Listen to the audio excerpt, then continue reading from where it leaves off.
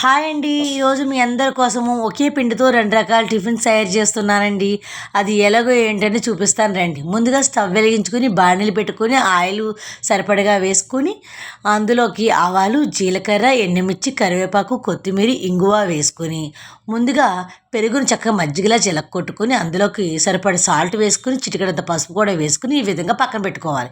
ముందుగా మనం 3 గంటలు నానబెట్టుకున్న మినపగుళ్ళుని ఇడ్లీ పిండిలాగా స్మూత్గా రుబ్బుకొని సాల్ట్ వేసుకుని డీప్ ఫ్రై సరిపడగా ఆయిల్ వేసుకుని గారెలు వేసుకోవాలండి. మరి ఆ గారెలు వేసుకున్న తర్వాత ఆ గారెలు తీసుకొచ్చి మజ్జిగలో వేసుకోవాలి.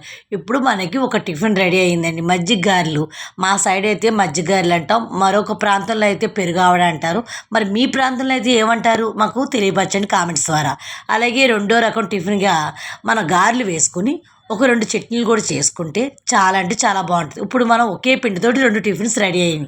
సండే వస్తే పిల్లలు రకరకాల టిఫిన్స్ అడుగుతారు కాబట్టి నేను కూడా ఈ సండే ఇలా చేశానండి. మరి మీకు నచ్చిందా? నచ్చితే మీరు కామెంట్స్ ద్వారా తెలపండి, లైక్ చేయండి, సపోర్ట్ చేయండి.